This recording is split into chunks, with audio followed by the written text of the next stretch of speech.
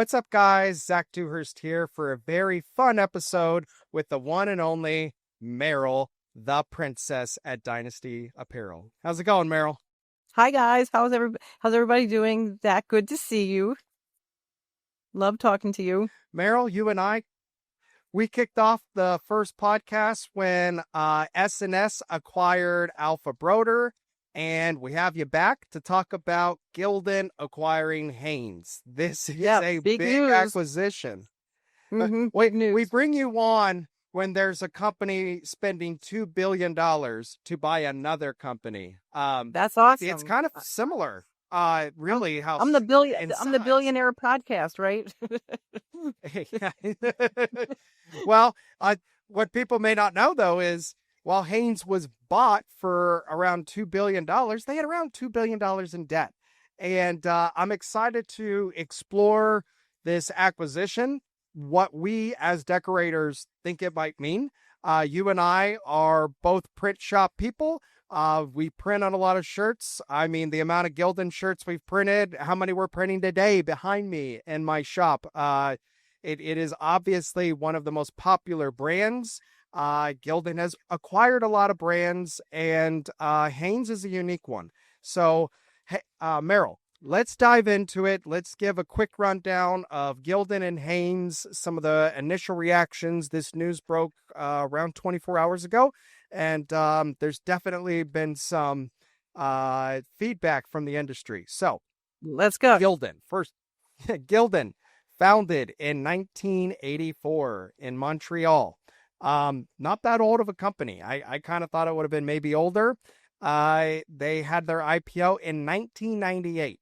So think about that. A little bit more than 25 years ago, they went public, and they're currently valued at around $8.2 billion. So yesterday it was announced that they bought Hanes. When do you think Hanes was founded, Meryl? I'm going to say Hanes probably was founded maybe a little bit before, but actually Gildan was started by the founder's grandfather had a knitting company in Canada, and then these are the grandsons, and then they started Gildan when the year that you said, which in 1986, and then I don't know. I think Hanes is probably older, I would imagine, isn't it? You have the notes in front of you? 1901. Wow, like Levi's jeans. Still is two. Yeah, two companies came together 1965. They went public in 2006, and they are headquartered in Winston-Salem, North Carolina. After Gildan bought Hanes, it was announced that they still are going to keep that Winston-Salem, foothold there. And, they've got big plans for Hanes. This is not new. Gildan buying companies, acquiring brands. Correct. So, in 2012, they started with Anvil. Hey, let's buy Anvil and that very popular 980 t-shirt that you and I are fans of. And they bought Anvil for $88 million. And I should say only $88 million because it's putting in perspective of how big this acquisition is. So Anvil, 2012, $88 million. Comfort Colors. Comfort Colors, garment dyed, very different type of product than what Gildan typically offers. Comfort Colors, 2015, $100 million. So spending a little bit more, acquiring brands. It's around 10 years ago. American Apparel in 2017. Now that company, they essentially bought out of bankruptcy. Very different situation. It does seem like they have some experience, Meryl, with buying companies that are strong and also that are on the decline and finding a way to right the ship. Because, I mean, Hanes, they have not turned a profit since 2021. That's a while to not make money. Yeah. American Apparel was way down, going down. And so American Apparel, 88 million, Hanes, 2.1 billion. So it just puts it in perspective how big of an acquisition this really is. And Hanes, just so everybody knows, they Champion used to be underneath of them, and they sold Champion for $1 billion in 2024. So think about how much of just, Hanes dropped off just selling Champion, which was also on the decline.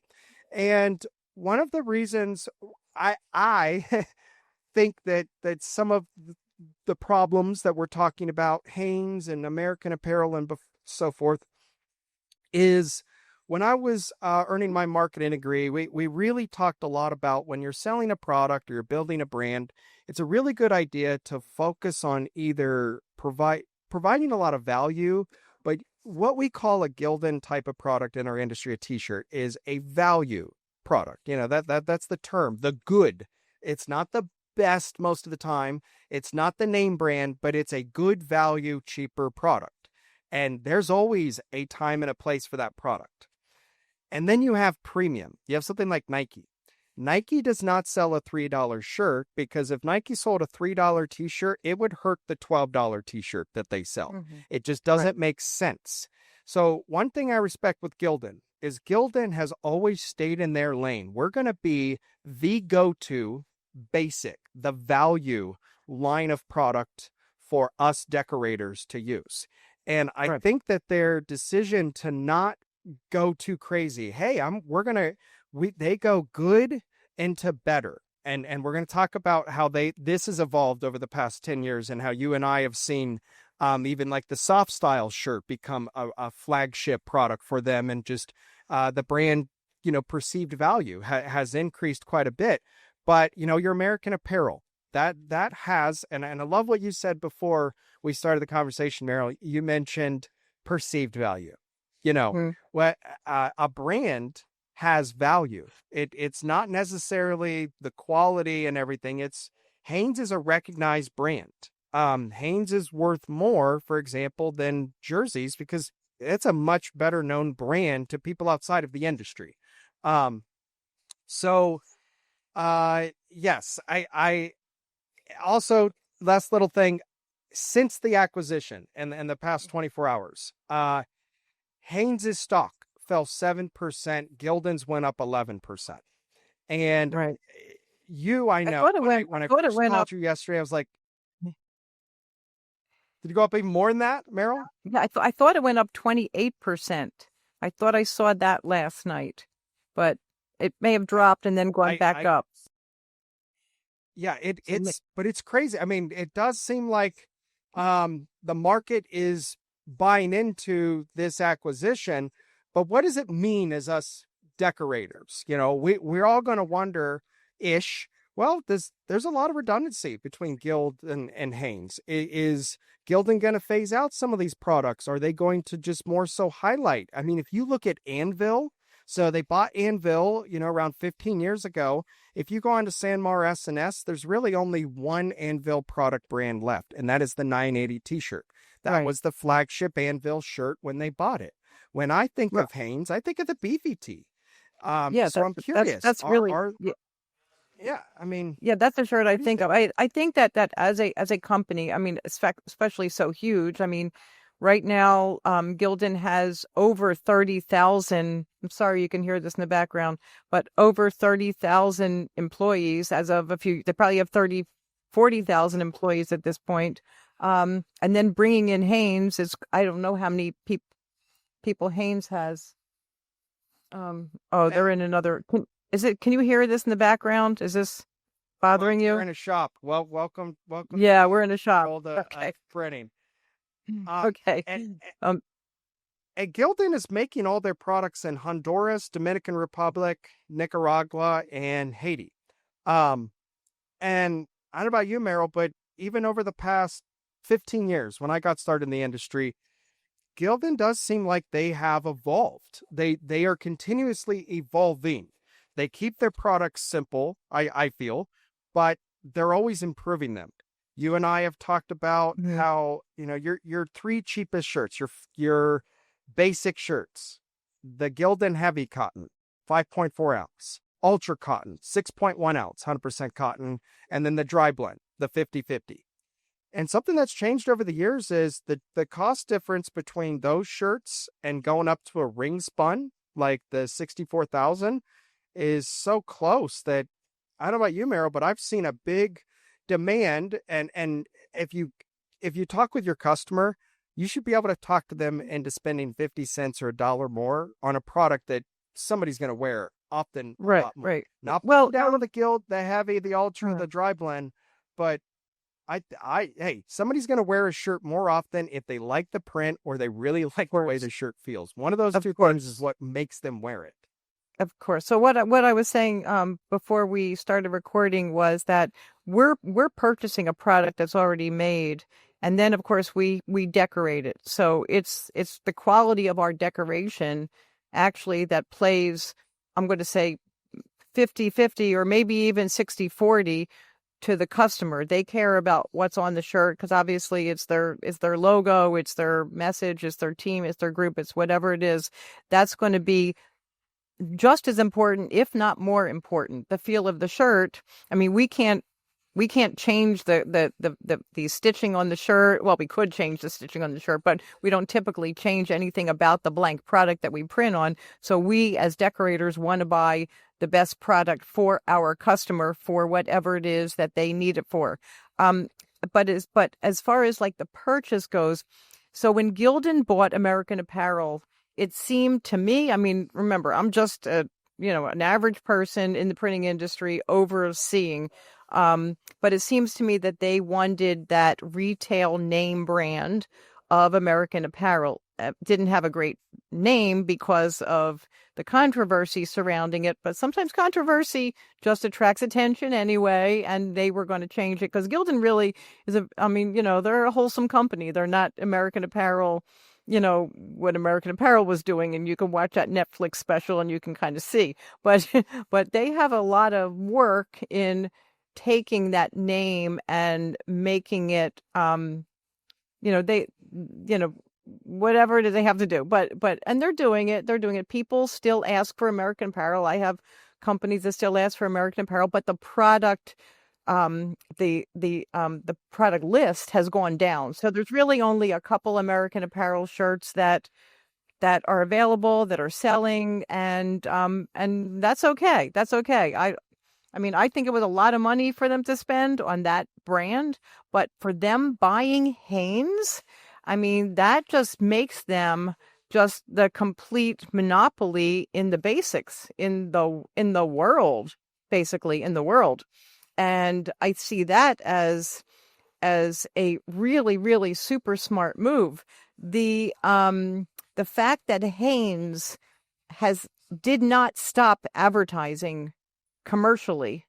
They were still advertising commercially. They still had product on the shelves. Haneswear Brands was still on the shelves in stores like Kohl's and Macy's, from their socks to their underwear. So the name brand of Hanes is in everybody's head. Gildan, who's been around, who's probably on every single shirt that your kid gets from school, pretty much, is not the name, which is hard for me to believe, is still not as well known as Hanes, the name Hanes. So basically, for me, my opinion, them buying Hanes is brilliant.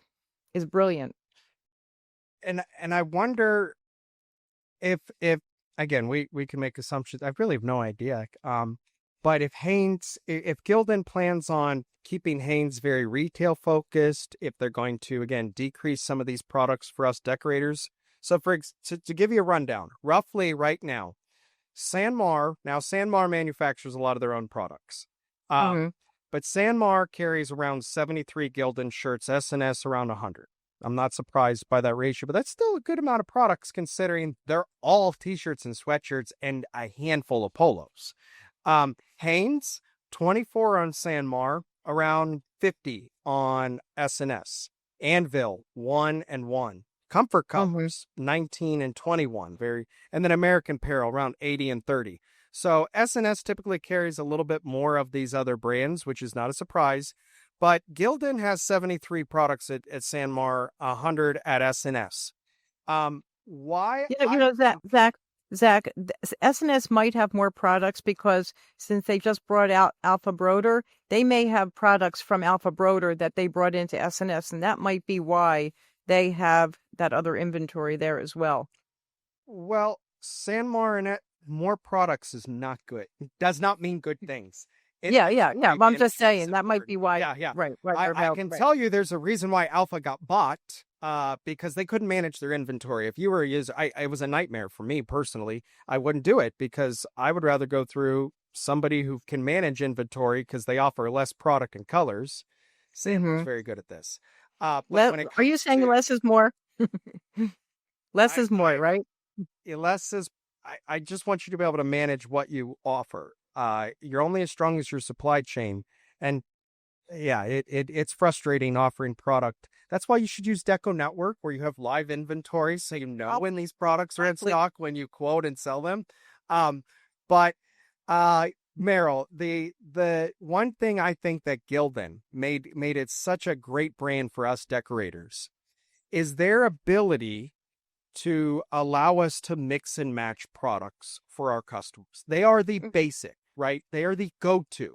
So when it comes to our industry go-to, we print t-shirts for events, for businesses, for schools. You know, I know you have some really good clients and a very close relationship with the Parkland community where you are at Coral Springs and so forth, but a Gildan shirt. If something's important, the message, something like the Parkland, we want to be able to put that message on a youth toddler t-shirt. I want it to be on a lady's V-neck. I want it to be on a hoodie. I want everybody to be able to mix and get what they want in the style. It's going to be, again, a basic quality, but we all can be uniformed and match. And to me, when I was putting together my first product mix to start, I loved Gildan from the start because it was like, wow, I can really satisfy a lot of different clients, and I only have to have one. If I have that Gildan heavy cotton, that represents like 20 different cuts. Oh, this is what the youth is going to feel like, and so forth. So it made it so easy. Right. And it goes from youth all the way, to adult sizes, right, which is great. And it's in the same colors. So you can match a whole team. That's exactly what the Gildan Basic, I kind of call it the classic. I mean, to me, that's the cowboy shirt. It's a tried and true. It's going to hold up. And that's, to me, that's their number one. That's their number one. It just, again, they that was their route. Hey, we're going to offer this good value quality. Again, we call it a value t-shirt. Have any shirt, the value is a correlation between price and quality. As long as the value is there, Gildan 5000 for the price has great value. So I don't know. I'm not to know this, but CVC still is great value. Have you seen how the stitching has changed on the G5000? I know we're getting off base here a little bit. No, that's what I want to talk about, because this is the stuff that Gildan does. They aren't complacent. They're evolving. And you were on the board of decorators, which I keep rambling, but I'm excited because you've been inside there a little bit, and you can tell us a little bit how Gildan listens and what you've seen from it. Go ahead, Meryl. I mean, take it away. I don't even think we left the boardroom and they already were changing and making the ladies' shirts bigger, because the ladies' styles were so petite. They were cut for juniors, like they were cut for like teenagers more than they were for ladies, where you couldn't really sell a lady's shirt years ago, the sleeve anyway. But like, we weren't even out of the boardroom and it was already being sewn and the patterns were already being made. It was incredible what they did, how we talked about a little bit earlier, how they elevated the tags on their shirts. They changed the naming of some of their shirts. So like the lightweight shirt that was the soft cotton, the 9800, they were calling it easy print, which to me sounded like, it sounded like a road stop kind of shirt. It didn't sound like an elevated shirt that you can compare with Bella and Canvas, the 3600, the 100% cottons, the comb cotton. And they changed the name of it. They changed the tags to make it more of an elevate. I mean, they are like, that's why they had the board to listen to us. And the thing is, we weren't just eye candy for them. They actually listened to us. So we were part of even their rollout of the smart buying. If it's smart, just smart to buy Gildan. We were part of that rollout. We were part of the marketing in that product by our opinions, and it was a diverse group of people that sold small runs to enormous runs. But we were all decorators in the industry, but also in the marketplace with the consumers. So what they did with the board was great because it was great for them because they actually got honest feedback that they specifically listened to. They came out with another shirt, the plasma print shirt for direct to garment printing, which I love direct to garment printing. You know, I'm a big DTG person, and so now you use I don't know, like 70% less pre-treat, and you get a vibrant print that lasts. So I don't know if that shirt is actually out for sale yet, but I personally did testing on it, and yeah, it works. I mean, you still have to pre-treat it, but with a lot less, so you're not getting that stiff background. I mean, they do things in the industry to allow us to be able to make a better product for our customer. That's incredible to me. One of the cool things with DecoNetwork, and I'm starting to look into this more and more, DecoNetwork has so much data. I mean, there's hundreds of millions of dollars put through the platform every year. And I'm going to start mining the data more and more because I can figure out, well, how much is this Gildan 5000 selling compared to some of these others and so forth. But one thing I do know has really increased quite a bit is like the Gildan soft style, the 64,000. So gold. The first gold. Three basics are the heavy, ultra, and dry blend. But I swear that 64,000, they made some changes to it. That because it was a form-fitting t-shirt. I have broad shoulders and so forth. I'm not a big guy, but that thing hugged me in a way. I was like, I don't like this. It's a nice ring spun cotton. It prints well, but I don't like the way it's cut. And wow, since they changed that, most of the shops I talk with, they will go to Custom Ink or one of them. Typically that 64,000 has now become the flagship. This is the #1 t-shirt we recommend, more so than you would have thought, because hey, for 30 cents more, whatever it is, it's worth it. Right. I'm wearing one. You're wearing one. Me too. If I'm going to do something for a customer, the best way for us to do it, the most cost effective way for us to do it and to look like superstars is to just bump them up to the next level. I can't say the next level of shirt and give them that soft style shirt as opposed to the G5000. And I'll tell you what, when I go in my drawers in the morning and I put on my shirt, I take that soft style shirt, and that's the one I wear. That's the t-shirt I wear. I don't, that's really, I mean, I like District. I love District for their lady styles. But for the basic t-shirt, that's my t-shirt. And I sell a ton of them because it feels so good. And for those who don't know, Sanmar, one of the two largest suppliers, they have a lot of their own brands. And I respect what they did with Port & Company, because Port & Company is literally just them copying every Gildan product that they come out with. And it's their generic brand of it. So you have the Essential Tee or the Perfect Blend. These are literally the Ultra Cotton is the Essential. Right. But where like, so Gildan, again, the big thing, they kill it with the value basic. They know that's where they kill it, and they don't try to extend that brand into premium. They'll use one of their other brands that already has that reputation, like an American Apparel. Gildan doesn't push a bunch of tri-blend t-shirts. They could, but they should. Don't want to confuse the Gildan. Yeah, well, that doesn't mean they're not. They're not. They still are. Just maybe not through. I don't know if they're. I mean, I would assume at this point the American Apparel shirts are manufactured by. I mean, Gildan owns them. They have to be the ones manufacturing them. So it's just what tag do we want to sew in there because of the perceived value and so forth. But one thing I do wonder, when you guys were talking, did anybody say, by the way, shouldn't the heavy cotton be the heavier cotton? Of the three? I know. We're gonna call the heavy cotton the 5.4, but we got the 6.1 ounce ultra cotton. I know. It's cray. I know. It's some of the stuff is ridiculous, right? I guess they're such a big company. They're such a big company. But I will also tell you, as a company, they are incredibly wonderful people, really easy to reach out to. They all work together. I really like I would work for them in 2 minutes if they hired me. I mean, sorry, but sorry guys. But no, I really would. I think that they're a wonderful company. Their headquarters are in Barbados. Which I was at their headquarters. They treat their employees incredible. They treat their customers incredible. They Yeah, So I you've really, seen that facility where they make the shirts and so forth?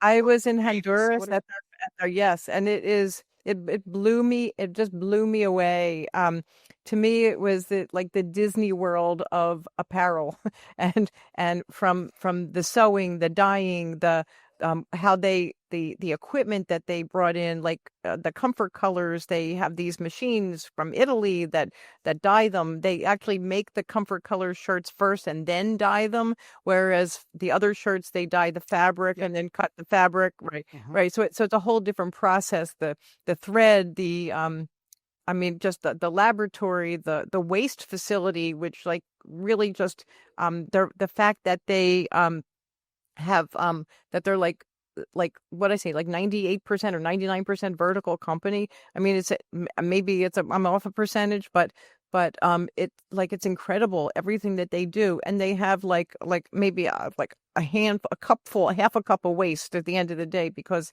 they have this I forget what it's called, but it's this big machine that like breaks down everything. They filter the water. By the time it gets to the last pond, you can drink from it.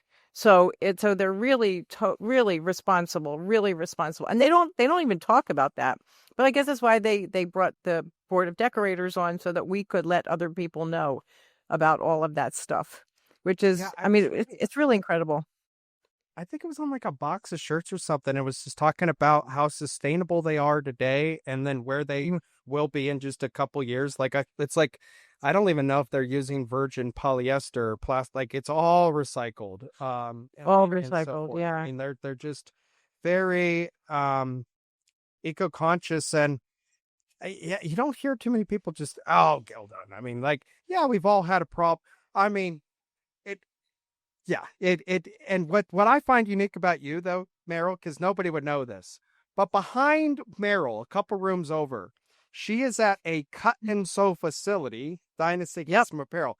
That is the yep. closest thing to apparel manufacturing as it gets, because guess what they have? They have like 25 seamstress in the other room you guys Sewing. just did an order for me. You guys just did a Yeah. Yeah, cycling we have one. cycling We have uniform. one hanging up. We I we did have too. one hang. I gotta get it. I Okay. gotta get it now. Yeah.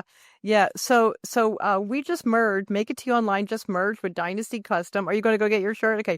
We just merged with Dynasty Yeah, hey Custom. Meryl, look, I This. mean, you guys assembled this whole thing, so Yeah. you That. know how difficult, how many pieces, How this many? thing was made to order, and we loved it. The client loved it, and we billed the client around like $75. Maybe it was like from Totally made to order. I think, what did you order? Like 20 or 30 of those custom bike jerseys, which is what we do here at Dynasty Custom. Full sublimation, full cut and sew. I mean, laser cutter beams to cut out the patterns, a whole room of seamstresses sewing, full screen printing, embroidery. We just got a new embroidery machine, like a big mama jama embroidery machine, a DTF, DTG, UV printing. I mean, anything that you need on apparel is done right here in this facility. It was kind of like a no-brainer to merge Make It To You Online with Dynasty. They were gracious to accept us and to really like put forth this partnership, bringing our employees, bringing our equipment in, and there's nothing we can't do here. So they really focus on uniforms. We were initially set up in the other room, so the background you'd be able to see the uniforms, but we had to turn around because of the equipment was making noise in the background. But there's we do wide format here. I mean, there's everything. And so now plus we were doing as a company our promotional products, our merch stores, and they have team stores for uniforms. So it's a perfect marriage. And I guess now I'm the princess of the dynasty. It works out great for me. I'm just thinking of Joan Collins and John Forsyth in the background, but no, it's great. And Bo and Jen are wonderful, wonderful people. So it works out great.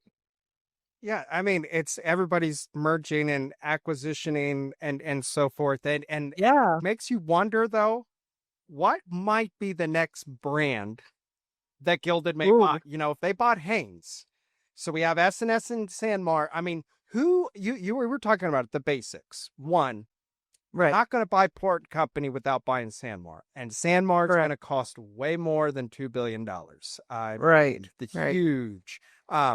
And I'm not just anything, but I want so who do we have out there that really is still in the market? Jerseys, right? Well, there's jerseys. I mean, it's too bad that Champion wasn't part of that deal, because I think the Champion brand is a really great brand, and it's marketed. It's very popular right now.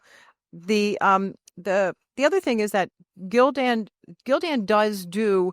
They do socks for Under Armour. There are certain products that they do for other suppliers as well that is not actually kind of well known. They do gold toe socks. They all pro polos, polyester, dry fit polos. They print for other suppliers as they print for Costco. They print for there's other brands too. Not print. They sew. They make the blank garments for a lot of other brands that the average person doesn't know about. So you may be buying a G5000, but that same G5000 could be a Victoria's Secret selling their pink shirt, their sweatshirts or whatever. Maybe the soft style sweatshirt could be the same sweatshirt. I don't know. I just made that up. But it could be that they're selling for, $150 and you're buying it for $10. So it could be the same product. I don't want to just make assumptions and so forth, but based on what I was reading when I was preparing for our conversation, Champion, before they were sold, had been really on the decline with Hanes. Mm-hmm. And I can just tell you, one thing I would throw out there is Champion was always known as that premium brand. I mean, that reverse weave hoodie, our cost is ridiculous. It's a very expensive, but it's a really high quality premium product. But then they started offering a hoodie with the same Champion little thing right there, which is important to the customer, but now it's like a third of the price. And you're diluting your brand at times, and you're confusing the market sometimes. Wait, I got a Champion shirt. I always thought they were this reverse weave quality and so forth. One thing I had a problem with Hanes back 15 years ago, and a lot of the manufacturers did this and so forth, but I remember when I was just trying to, what's going to be my go-to basic? Because a big mistake I see is you don't need to offer 5 different shirts, 5 different brands that are 5.4 ounce and they're within 10 cents of each other. No, there's too much redundancy. So in my shop, I've always been Gildan, the 3, ultra core or ultra heavy and dry blend. And then from Port Company, I offer the core, the essential, and the blend. But Hanes, what I didn't like, you had the Hanes tagless, you had the Beefy Tee, and I can't remember their other one at the time. Those 3 shirts fit so differently.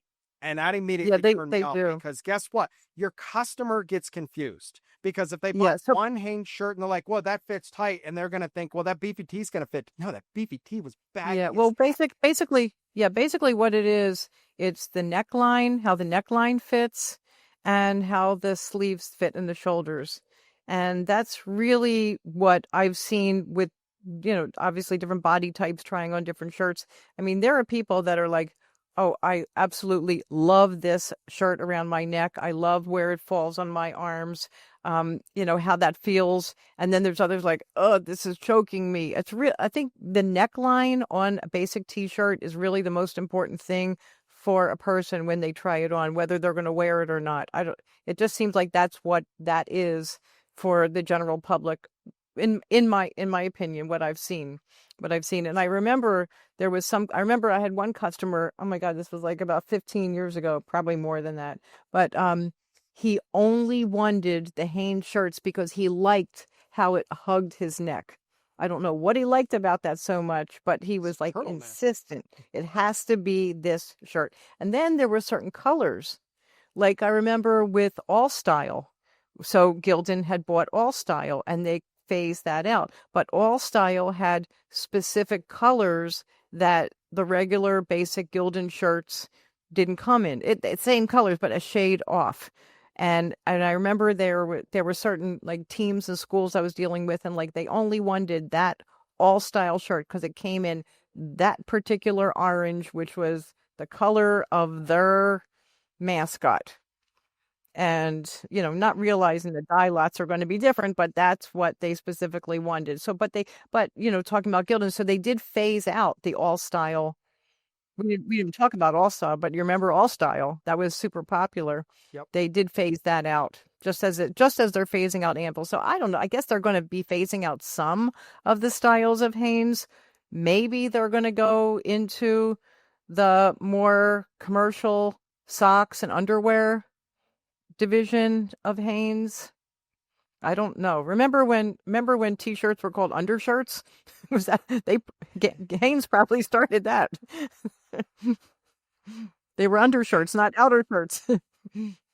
Well, but when I look on Sanmar's site, I mean, literally the closest thing to a Hanes that they kind of have left to would be a jerseys. So I wonder if ChatGPT can give us a quick how much is jerseys currently valued at? Yeah, where are they headquartered? Are they headquartered in the U.S. or are they? I don't know. I don't know. Jerseys has an estimated revenue of about 8 million. I don't think so. And employs 44 people. Yeah, I don't think I trust ChatGPT with that answer. 8 million, No. 44 people. Nope. No. So, all right, Meryl, it wouldn't be an episode with Zach if I didn't have some type of technical difficulty. But so, the acquisition, Hanes being bought by Gildan. We don't want to make a bunch of assumptions, but $2.1 billion. Big news. Again, Hanes was obviously losing money year after year. I mean, they haven't turned a profit since 2021. It'll be interesting to see what Gildan does, how they do turn it around. It does seem, again, like Gildan has quite a bit of an experience doing this, buying a lot of these other brands, making them profitable, growing. And you have seen firsthand what it's like kind of inside of Gildan as one of their board of decorators and, seeing the factories and so forth. You are not surprised by how they've grown and where they're going. You're a big Gildan fan, right? I'm a huge Gildan fan. Yeah. I like to look at these companies and look at what they do and look at the founders and just I so admire what Mr. Chimandi has done with Gildan and his insight and his vision, which the average person doesn't know unless you go there and you see things. So I think that under his helm, under his command, I mean, I think it's amazing. I think I still don't understand the whole why they bought American Apparel. I don't know why they needed to, because there is such a big player in the market. But that's, I kind of wish I understood why. I'm sure there was a good reason. They're a lot smarter than I am. But I'm really looking forward to this. I think it's going to be great for them. They are a great company. And yeah, I have only positive things and best wishes for them. I think it's awesome. Yeah, and we'll see if this is the last of the acquisitions for the near future.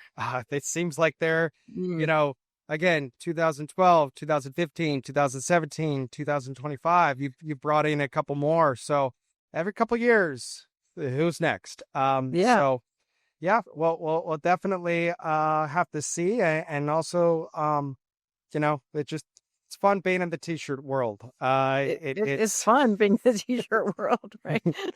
Right. I love it. Well, it's all I don't want to do what Dynasty does and have to think about manufacturing a shirt. I love being able to go to the supplier, pick those Gildan shirts, Hanes, whatever, and have them show up and just print them.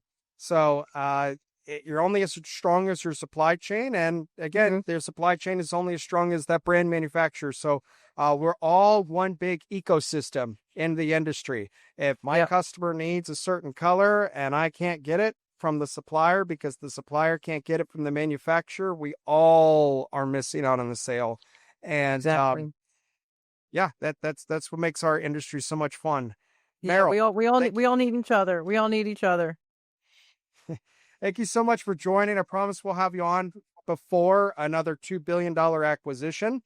And where should our viewers go to check out what all Meryl does?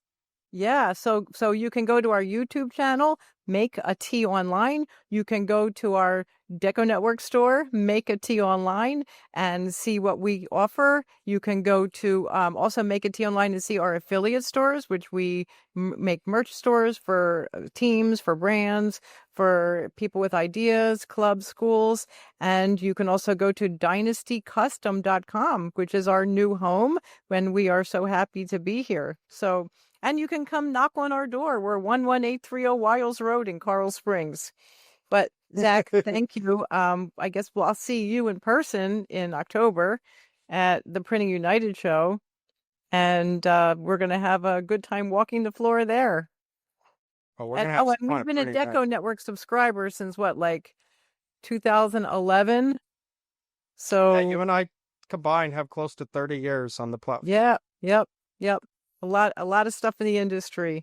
So Zach, thanks for having me on. It was great to see you. Nice having you on, Meryl. Well, you have a good rest of your day and have fun printing some t-shirts. Yep. Bye-bye, everybody. Thanks. Bye, guys.